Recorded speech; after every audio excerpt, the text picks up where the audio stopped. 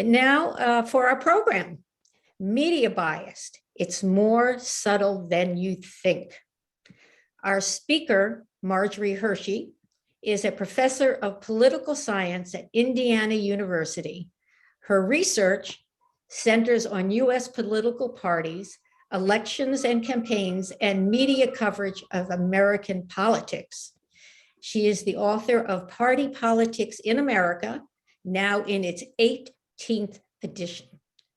She also has 3 other books on the topic and several dozen articles in professional journals. She served as a consultant for voter identification legislations in a U.S. court case when she was representing the Midwest Political Science Association. When she is not talking about these different topics, she is involved in a number of community causes. And now, without further ado, I'd like to introduce Professor Marjorie Hershey. Thank you. Thank you very much, Joanna. It's a privilege to be able to talk with you all today. Questions, a chance for you to set the agenda rather than me. So, a lot of us are accustomed to criticizing the media for bias, that the media are left-wing or they're right-wing or they're fake news or they're too negative or they're too sensational, or fill in your own criticism. I often hear from people that they recall Walter Cronkite presenting news stories in what they remember as an unbiased way. And that's the way it is, as their ideal for media news. I think we all need to broaden our perspective a bit about what, and to reassess our sense current news coverage has deteriorated from some golden age in the past, throughout US history, perhaps, in which journalists were. Let's start by keeping in mind, we can't just generalize about the media. There are several 100,000 news outlets in the United States. Newspapers, radio stations, TV, cable TV stations, internet sites, weblogs, newsletters, and they are very diverse. It's not easy to make a meaningful generalization about a category that includes Fox News, MSNBC, the Christian Science Monitor, the local weekly tabloid, talk radio, and the news blogs that you may find online. They're very different from one another. And we use the generalized term, the media, at our peril. Actually, when most of us use the term the media, we're referring to a much smaller number of news outlets that probably can be best defined as media outlets we don't like. For some people, that might be the so-called legacy media.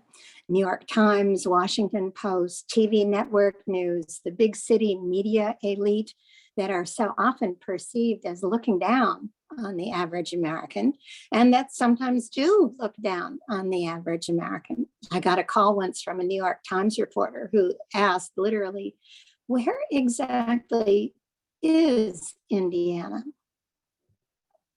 Others just have in mind the movie image of a fast-talking person with a microphone who yells at somebody whose child has just been murdered. How does that make you feel? Whereas most of the working journalists I know are people just trying to do the best they can with a challenging job.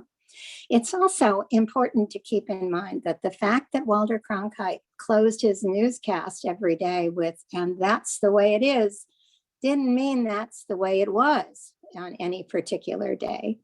Keep in mind, on any given day, millions of things happen. The weather changes. Hundreds of elected officials hold press conferences. Thousands of businesses and government agencies make decisions that could potentially affect us or our families. It's part of the job of any journalist or media outlet to make choices as to what's to cover. There is no way a media outlet can present all the news, and we wouldn't have the time or the interest to read it if it did. Any news outlet has limited space or time. and it has to choose what's significant enough to warrant getting part of that space or time. The folks who study media coverage call this agenda setting. By deciding what constitutes news on any given day, all these hundreds of thousands of media outlets help guide what you and I think about, what we see as important. And that's a vital job with a major impact on our ability to sustain a democratic system in the United States. And as we've all seen lately, sustaining a democratic system does not happen automatically. The ways that all these media outlets choose what they'll regard as news has had a lot to do over time with huge changes in media technology. The idea of objective journalism, that reports of news should be somehow completely unaffected, is really pretty recent in US history. It certainly didn't exist during the first century and a half of the United States. The first American newspapers, which started even before the Revolutionary War, were all partisan newspapers. They were, in fact, put out by political parties, and they were intended to persuade their audience not to be unbiased. For instance, it was in these partisan newspapers that Alexander Hamilton, James Madison, John Jay, published the essays that we now call the Federalist Papers, trying to persuade members of the public, many of whom opposed this new constitution that had been drawn up, that it should be ratified. As the country grew and more people could read, through the 1800s, the audience for these newspapers got a lot bigger. And these new readers wanted entertainment as well as news. So the large number of newspapers at the time covered political scandals, campaigns, the more entertaining parts of politics. None of that was what we would today call objective journalism. We first saw a glimpse of the ideal of media objectivity in the early 1900s, when the introduction of radio greatly expanded the potential audience. But a big radio station would cut its prospective audience in half if it took a partisan approach to the news. And that would mean losing half the revenue it could otherwise get. The more listeners, the more advertisers would pay for ads, the more money the radio station could earn. With the introduction of TV in the early 1950s, the prospective audience got even bigger, but so did the cost. The networks that were created at that time faced production costs way beyond what news outlets had ever faced before. That demanded a much bigger audience. And just as with big radio stations, there was little point in presenting partisan viewpoints in the news. That would just reduce your audience by driving away those viewers who didn't agree with you. So it was this period, the 1950s through the 1970s, where we saw Walter Cronkite and the network's commitment to objective journalism, frankly, not so much because they were more moral than previous journalists, but because an impartial stance attracted a bigger audience than a partisan stance, and that helped pay for the massive budgets that the TV networks required. And because networks were using the public airwaves, they were required, at least until the 1980s, when the fairness doctrine was no longer enforced, to cover both sides of controversial issues. So what happened to Walter Cronkite? More changes in media technology. Beginning in the 1980s, cable television arose, and news stations found they could make money by narrowcasting instead of broadcasting. Cable TV stations such as Fox, one of the early ones, didn't need the huge audiences of broadcast TV and still don't get them now, even Fox, because they didn't cost nearly as much to operate. So we saw the rise of Fox, then MSNBC, the Christian Broadcasting Network, One American News, and with the end of the fairness doctrine, conservative talk radio. And the creation of the internet made it even easier for more specialized and partisan news outlets to afford to publish what they wanted to publish and still find enough of an audience to cover their expenses. Now, one of the very few things that all these various news outlets, the hundreds of thousands of them, all have in common is that they have to have an audience in order to survive. In other democracies, one of those news outlets will be a government news outlet. Deutsche Welle in Germany, the BBC in Britain, NHK in Japan. So it can continue broadcasting whether it has an audience or not because it's underwritten by the government. In the United States, we don't have a government-funded broadcasting service. Almost all of the major news outlets are privately owned, and they have to produce their own revenue in order to survive. That means attracting a lot of eyeballs and ears in order to attract the advertisers who pay to run their ads. So how do you attract that audience? You provide the types of news that they will want to read or hear. As a cartoonist that some of you may remember from a long time ago used to say, the Pogo column, we have seen the enemy and he is us. That's the real bias of media today. So what types of news do people want? Dave Barry, the columnist, had a wonderful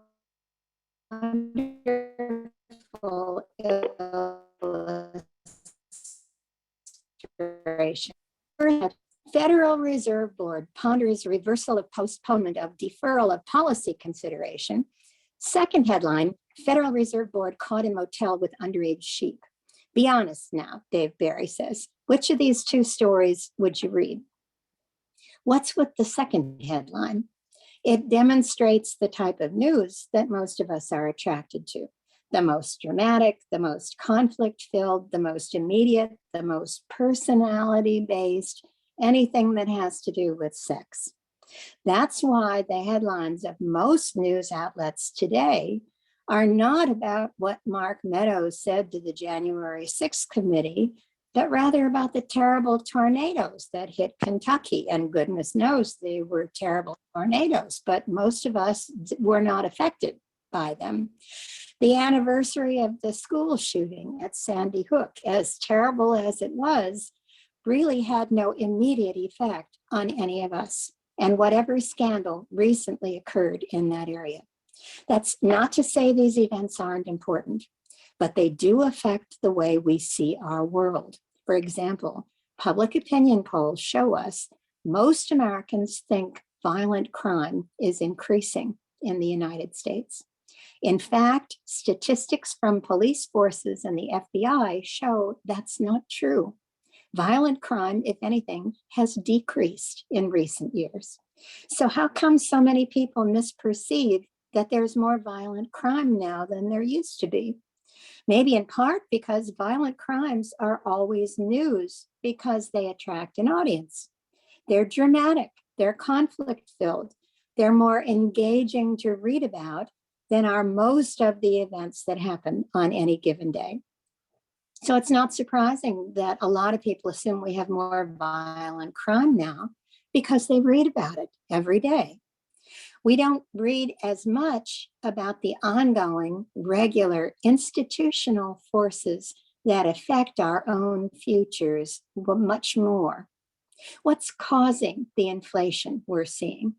It's much more engaging, and so it attracts much bigger audiences for news, to write about people looking at a gas station's pump facing rising prices than it is to write the much longer, more complicated story about the international trade issues caused by the pandemic, the infrastructure problems at ports, the shortage of truck drivers due to illness, the increased demand as people get out more, than it is to write about that person looking at a gas pump and saying, oh my God, gas prices are through the roof. So in other words, the type of media bias that emphasizes conflict, drama, simplistic explanations is most common because that's what draws the audiences that the media need. And it does affect our lives in real ways. The frequent charge of partisan bias can certainly be seen in many cable news outlets and internet sites because they can make a profit with a smaller audience than the broadcast media need. But when we look at the legacy media, the major newspapers, the New York Times, the major broadcast networks, local television news, the Associated Press, hundreds of studies using very sophisticated analytic techniques have found relatively little ideological lean in the news columns. Not the editorial pages, which most people don't read, not the columns labeled news analysis, but in the news columns. At times, a very mild liberal lean, but not at all pronounced. These researchers also find that the more educated people are, the more likely they are to seek information that supports their own partisan biases. So the better informed people are, the most partisan, and they tend to surround themselves with like-minded news sources that reinforce their partisanship. And because these news outlets that are partisan have re-emerged, the era of so-called objective journalism lasted about from 1950 to about 1980. People see that some news outlets don't agree with them and then generalize to the media as a whole. Now, before finishing, let me mention that the emergence of the norm of objective journalism can cause some problems of its own.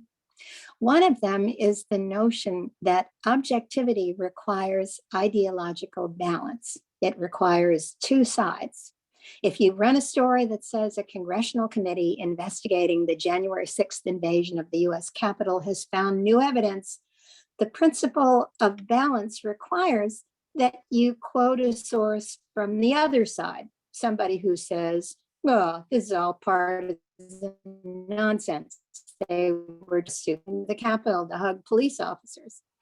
That notion of ideological balance is what led a lot of legacy news sources to report outright lies by former President Trump, that millions of cases of vote fraud occurred despite rulings from 60 different courts, some of whose judges were appointed by Trump himself, that those cases were in fact not consequential, without saying that those statements were lies. Why? Because they feared being attacked by Trump supporters as fake news and as biased.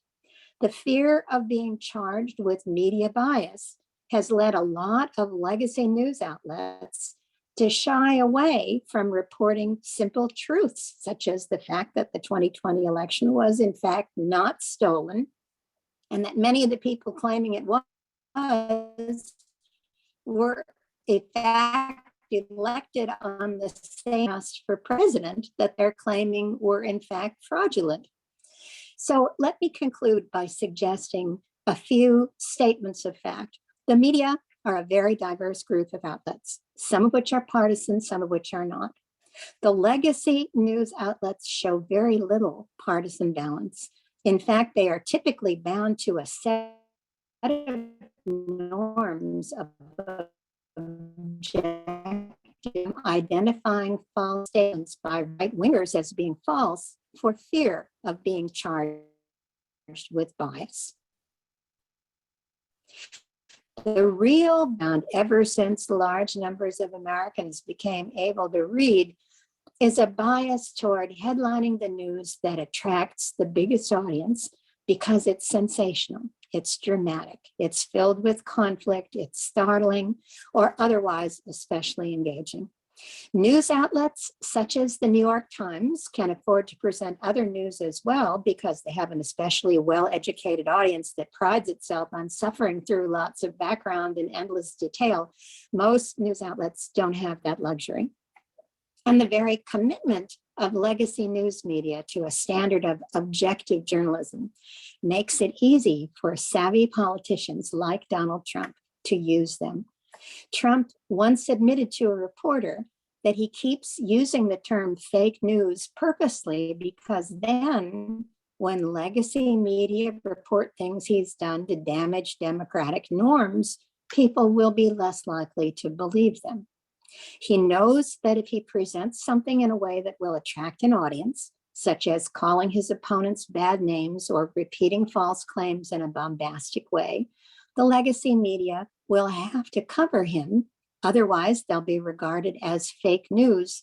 And all their audience will find is the statement down at the bottom of that story that quotes some Democratic source as saying, that's not true, and may leave the reader wondering, who can I believe? Which of these is right? Okay, let me turn to your comments and questions. I'd be glad to hear from you. Okay, there are a few questions coming in. And they keep coming in. Here's one. What can one do about both sidism, where one side reports facts and the other side reports fictions? Okay, that's a very good question. And it has to do precisely with that notion of balance as we've defined it in what is now considered to be the objective part of the media. The question here that we have to deal with is, how are you balanced? In what way can we use balance? I've seen another question that says, so what should you actually do about this?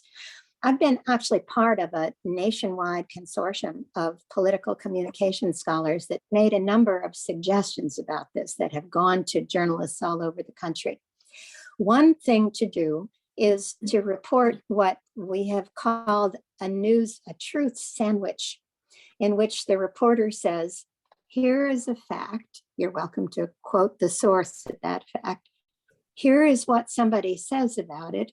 Here is, in fact, the refutation of that false information, so that you don't just leave people with, here's the one hand, here's the other hand. We're not telling you which is right. Fact checkers are certainly another way to do this. And a number of media outlets that we've seen in the Midwest that have come out of Washington have been, quote, verify, unquote, or various other kinds of news sources that have checked on claims and presented factual information. That's very useful. I sometimes get emails from people who say, oh, we know that all the fact checkers have a liberal bias. You know, nothing here is perfect. It probably shouldn't be. If we were that capable of changing people's minds, we probably wouldn't have a democracy right now. The fact that most people really don't pay much attention to politics is probably a saving grace for a small d democratic society. But I think that it's very important for us to encourage media sources to say, if you have objective information that something is a lie, you need to present it in the news columns. We won't attack you for it. Yeah, there will be some folks who will, but it's sort of in the nature of journalism as a public-facing enterprise that you're going to get attacked one way or the other. Why not get attacked for doing something right? Okay, I see that you can read this just as easily. So why don't you pick out the questions that you think you can answer best? Or do you want me to continue to read them? And no, I'm just taking a look at chat right now. And I hope that nobody else who has had interrupted audience has continued to have that. Do you have a comment on the texts or the Mark Meadows asking for, pardon me? Well, I think maybe I have to read it because you kind of go in and out a little bit. And let's at least get the questions. You've been very good, but it seems every once in a while you get stopped. I guess that's the airwaves. Okay, so let me consider. Do you have a comment on the texts that Fox News anchors sent to Mark Meadows asking for I can't read this myself, to do something to call off the rioters at the Capitol, and then immediately after denying that they were, there was much, they're there. I don't get that. Denying that there was much going on there. Does that make sense? Yes, I think it's quite clear that Fox News is not an independent news source. It's a part of the Republican Party. It has been basically since its beginning. If you read some of the things that its founder, Roger Ailes, had to say, that's what it was intended to be. It was intended to support Republicans and conservatives. In fact, sometimes it even supports some conservatives who are not Republicans, although they're not Democrats either. I think that the influence that Fox News has is simply that the Republican Party now, quite frankly, is the Trump Party. It has been taken over by President Trump and his supporters. Our parties are organizationally weak. They always have been. And currently, they are vulnerable to takeover by various sides, and usually by the most extreme people on one side or the other. And in the Republicans, that's the right wing. So, frankly, I think it's outrageous in terms of objective journalism that Fox people would have treated this way and generated outrage instead over the lighting up of the Fox News Christmas tree, which I'm not supporting, but which I suspect probably most of us are not wildly affected by day to day. But if we look at this as one part of the partisan press, that's what Fox is. And we have to accept it, just as MSNBC is a part of the partisan press. We don't, however, have to watch it and increase its revenues. That's a very good point. I think Fox is a little more extreme than some of the liberal news. Maybe that's just my thoughts, but MSNBC and CNN, they sound more realistic, but in truth, they are. You just contend what they stress or what stories they cover definitely are biased. So, let me add to that, Joanna. It's a very interesting thing, and this is not yet very highly peer-reviewed in political science, but there are some colleagues at various universities in political science who have used various kinds of X-rays and MRI machines to look at people's brains when people have identified themselves previously as being liberals or conservatives. And they find that, in fact, the brains of conservatives tend to be larger in the amygdala, the part of the brain that deals with anger and strong emotion. They also find, turning away from the MRI data, that liberals are more likely to tolerate different points of view than conservatives are. The conservative mindset tends to be much more, there is a right and there is a wrong, and you need to stay on the right. Whereas liberals are much more likely to say, well, everybody has a reason for their views, so I should try to understand the views of people who oppose me.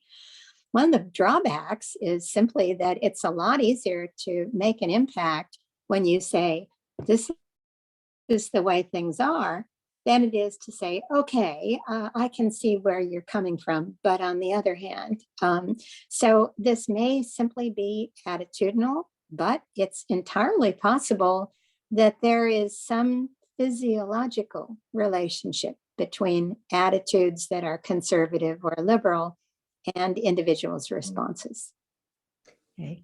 There's another question here. I'm not as familiar about this, but do you have a comment on the Dana Milbank, which is in parentheses, WAPO journalism, that uses a data analytic unit of the information company Fiscal Note that finds that coverage Biden receives in the past 4 months has been as bad as, and for a time worse than, the coverage of Trump in the same 4-month period of 2020? Yes, I'm very glad to comment on that, because although I think that Dana Milbank is a reputable journalist and I do read him regularly, he's wrong on this. Unfortunately, the method that he has drawn from, the data analytic firm that he's used, uses a method of content analysis that tries to capture the tone of an article. That's hard to do.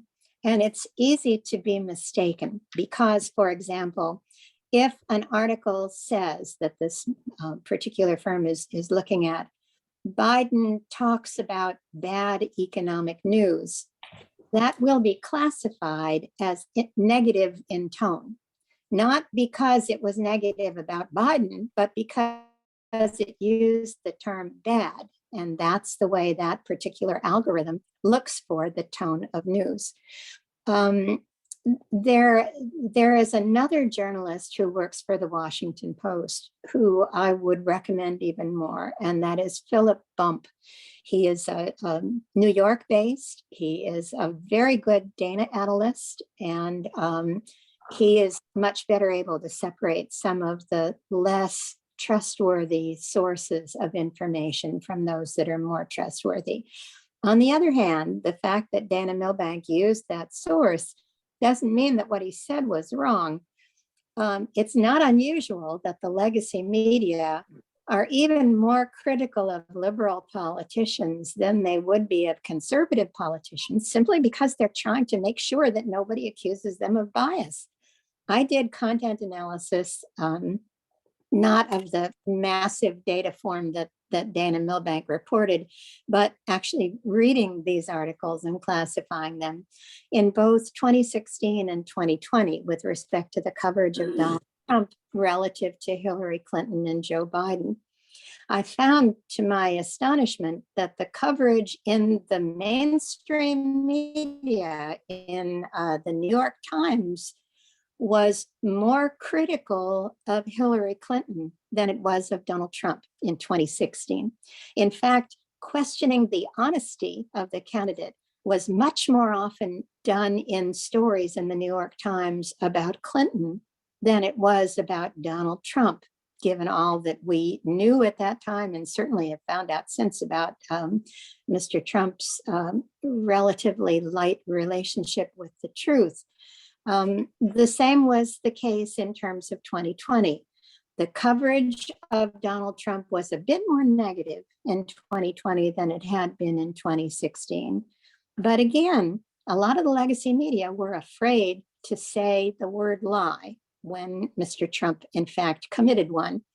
Whereas Biden's challenges of sort of threading the needle between moderate Democrats and much more liberal Democrats was the subject of a great deal of reportage in the New York Times and other newspapers. So while Milbank's point is probably correct, that particular analysis is not. That's very interesting. I think there's a lot to say about there. Maybe the Democrats have to be a little more threatening. But, here's another question. What do you think you can do as an educator to combat media bias? Can you speak to the importance of media literacy in education? Absolutely, I can. And let me tell you that a lot of public school teachers already are. It's just that the attitudes that they're getting at home tend to override the information that they're getting in the classroom. My kids in middle school got assigned to take a look at a column from a national newspaper and try to identify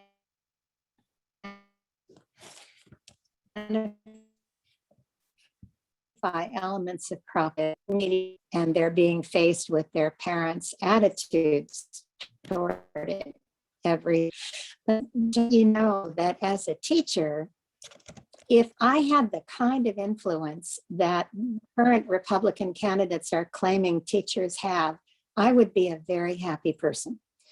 I don't.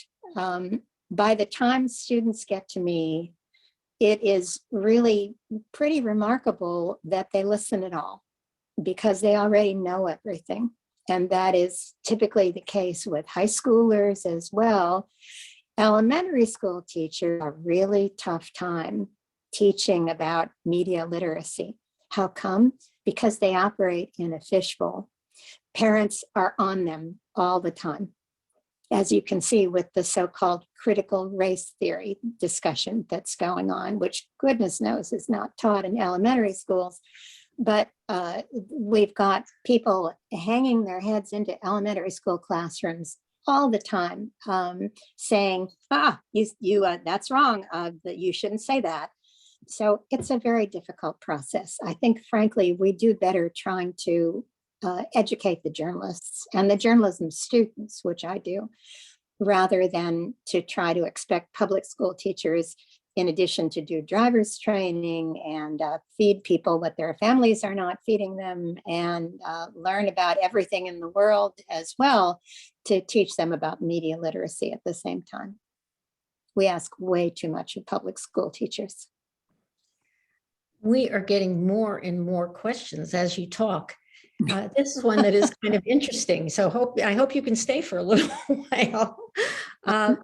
Fine. Okay. Does the FCC have any requirements at all for verifiable information? No. It used to. It used to enforce the fairness doctrine. Here's the problem to have requirements like that. It's the notion of free speech and freedom of the press. The First Amendment doesn't say Congress shall not abridge the rights of freedom of speech except when somebody's lying.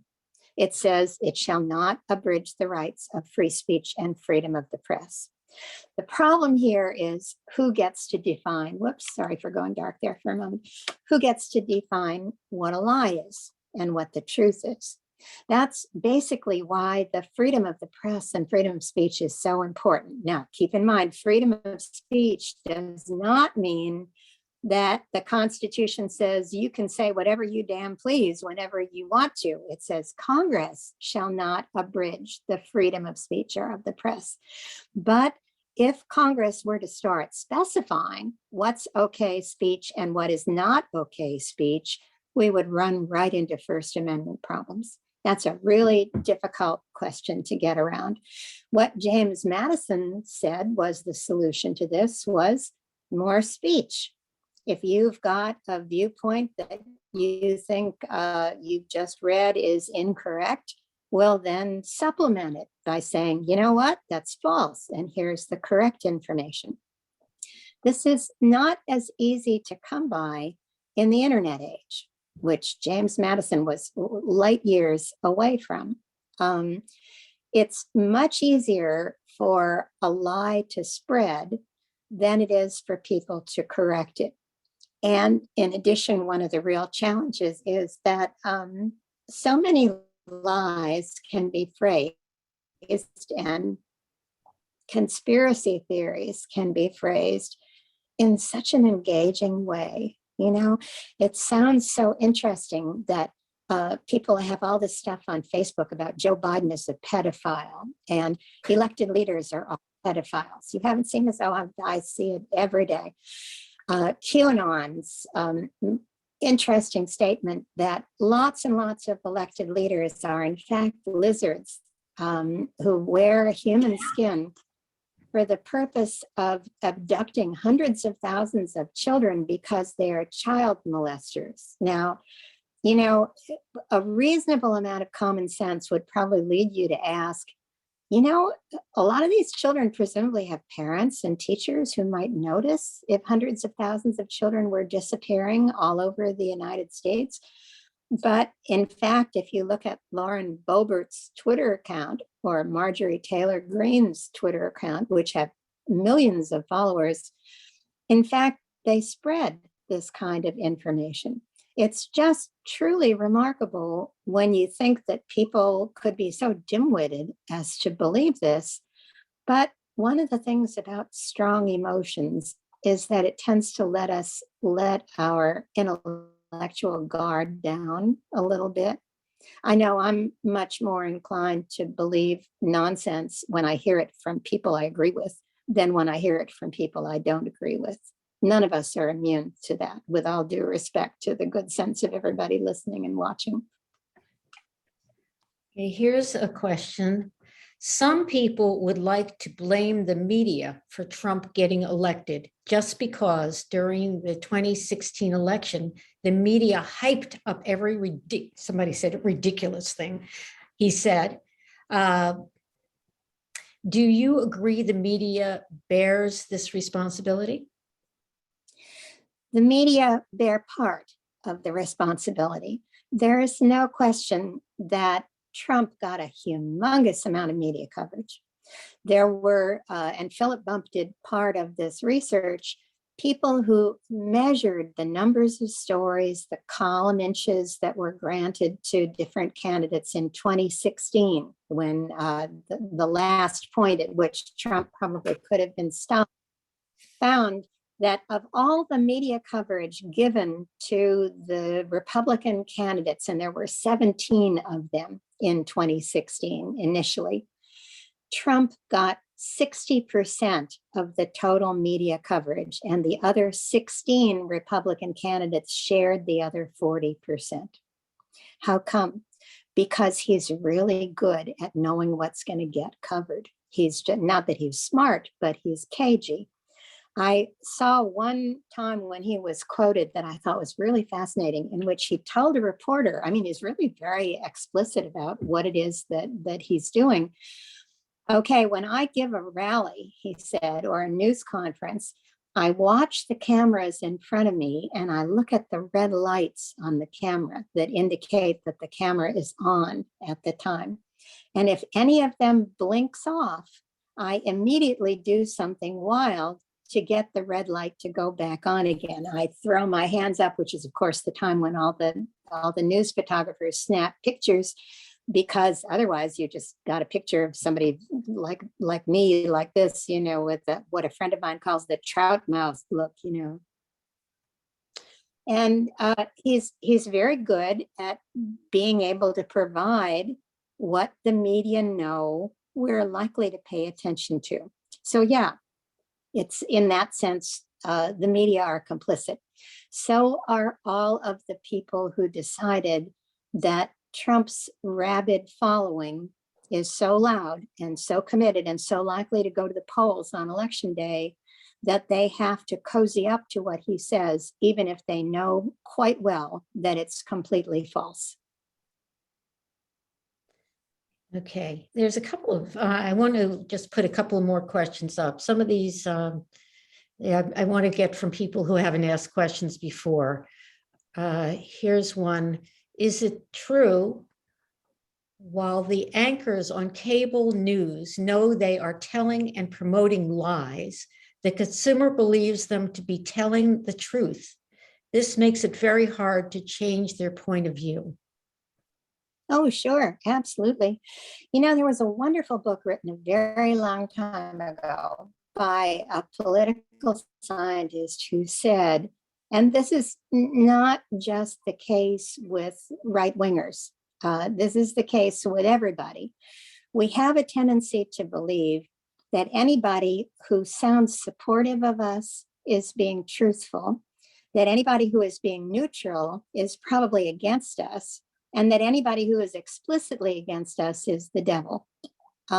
We are just much more likely to take as truth something that's said by somebody who agrees with us. It's just perfectly natural. We don't want to have to go back and reassess everything we've already assessed. We're already committed to a certain number of points of view. And with respect, let me just mention it, I suspect that's true of virtually everywhere. And it's certainly true for me.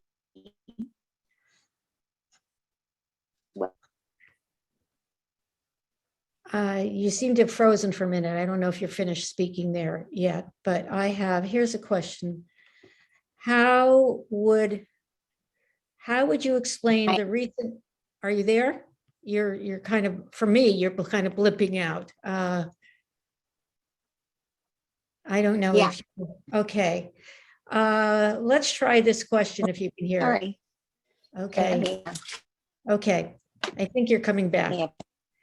Okay. How would you explain the recent media hysteria about CRT being taught in schools when that is not true? You know, I think you're you repeat really, that, Joanna? I'm afraid I just lost I think you are freezing. Your picture has frozen. Is it possible, we're close to the end, but is it possible for you to sign in and out again, or should we just call this the end? Let's just try it. If you can hear me, I will just listen real hard. Okay. Okay. Here's one question. How would you explain the recent media hysteria about CRT being taught in schools when that is not true?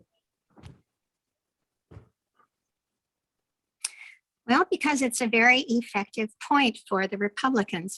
One of the things that you can look for in the upcoming midterm elections is that a lot of Republican candidates have figured from the 2021 elections. Can you hear me okay? You're doing fine for me. Okay.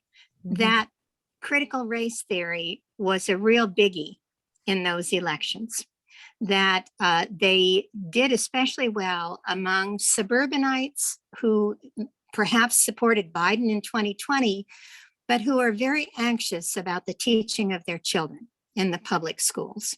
It's not hard to get people ramped up about their concern for what's happening to their children in the schools, because for a lot of people, that's alien territory. They have no idea what it is and what's happening in it. The Republicans have learned from the 2021 by-elections in New Jersey and Virginia and other places that the notion of parental rights as to what's taught in the schools is very powerful, that it seems to resonate with voters to a greater extent than do a whole lot of other issues. So that's why they're stressing it. And that's why they're mentioning it a lot. And of course, as news reporters, if you don't say what they're mentioning, then somebody's going to call you biased against them. I'm done. Okay, I'm going to have one more question, and then what I suggest, have you put your email address listed someplace here? I don't see it. Do you? Yes, I will put it in chat. Okay, yes, and let me find. Can you? Okay, well, can you listen while you're doing this? Yeah.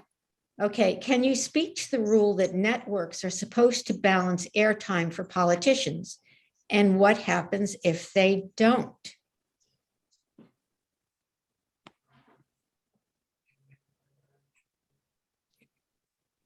Hello, can you hear that? Yes, I can. Okay. Okay, now I've got my email address in the chat.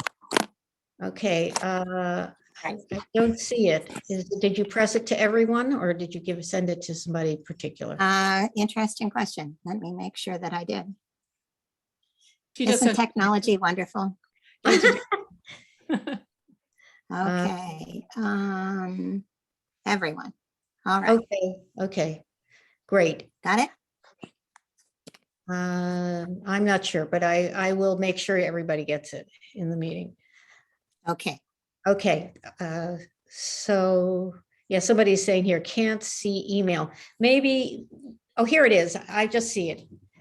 Somebody else just restated it again. Hershey@indiana.ed. Okay. So we had one last question, and then we will just tie things up. Can you speak to the rule that networks are supposed to balance airtime for politicians, and what happens if they don't? What happens if you don't give airtime to politicians?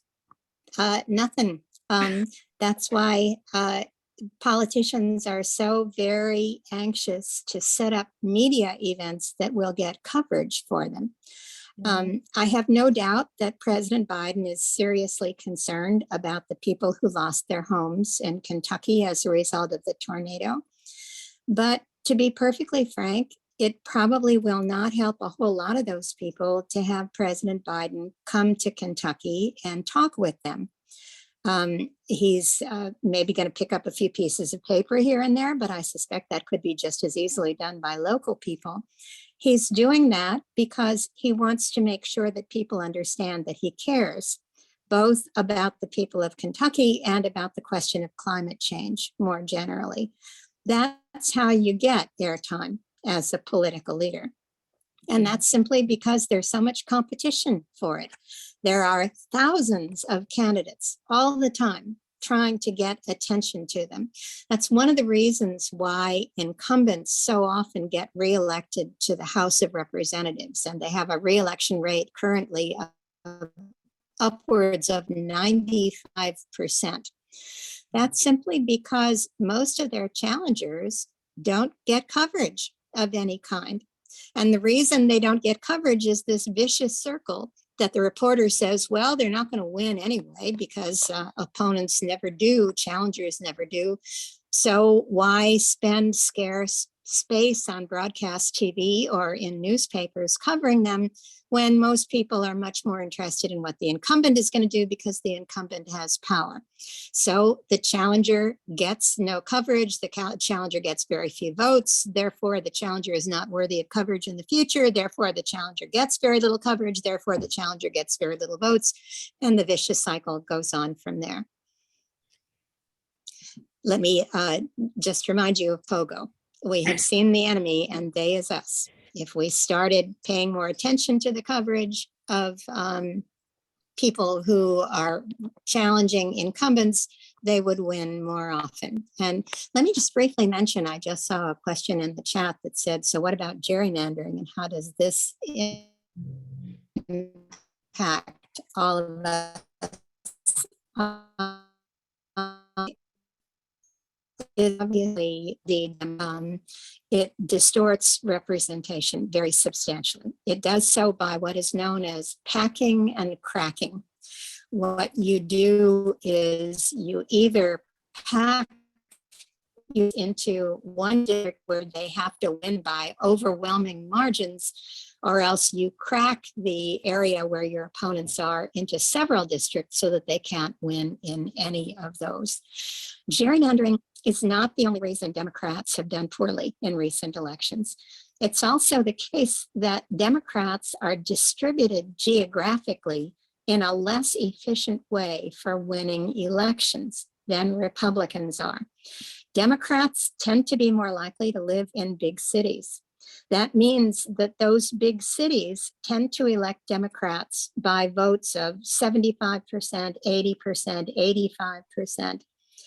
If you could take those votes that are extra votes, more than the 50% that person needs, and spread them out into the suburbs and the rural districts, we would be electing more Democrats. On the other hand, that is not something that we can make an impact in. We can't just simply say to people in the cities, you know, move out into farms. You're going to do better for Democrats there.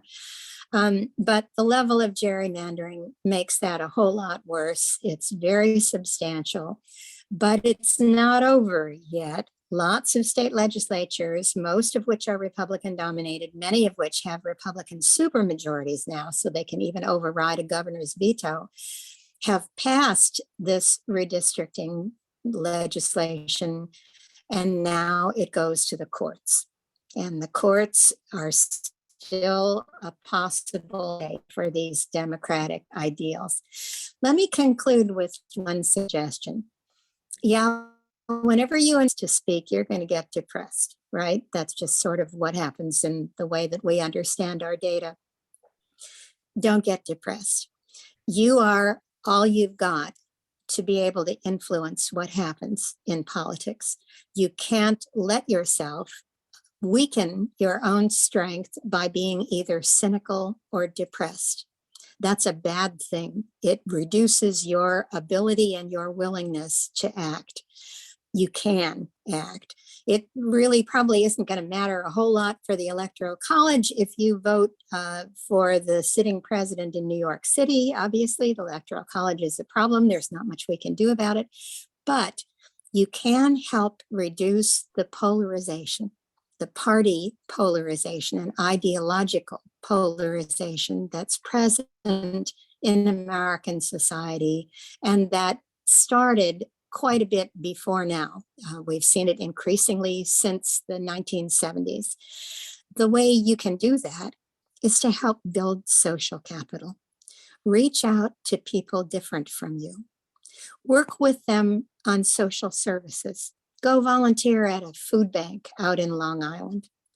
Go help do something in your local neighborhood that brings you together with people who may not agree with you, as well as people who do agree with you. It's just an awful lot harder for them to demonize you if you've both been packing boxes for people who need food than it is if they don't know you personally. We can do that. That is our superpower. Exercise it. Don't dare get depressed, because when good people get depressed, that's when bad things happen. Okay. Thank you very much for inviting me and for listening. I wish you the best. And if you have any questions you'd like to send an email, by all means. Okay. Okay. Take good care. Happy holidays. Happy holiday, and thank you very much. If there's anything particular that you feel the league should know about, you have my email, you have my phone number, you can text me, you can call me, you can email me. This has been terrific. We've really learned a lot. And Good. thank you very much for the final note of continuing to work despite sounding depressed. Okay, thank you all. I hope you all come back. Have a happy holiday. Hope to see you again in January. Okay, I'm going to sign everyone off. Thank you so much, Marjorie. You're most welcome.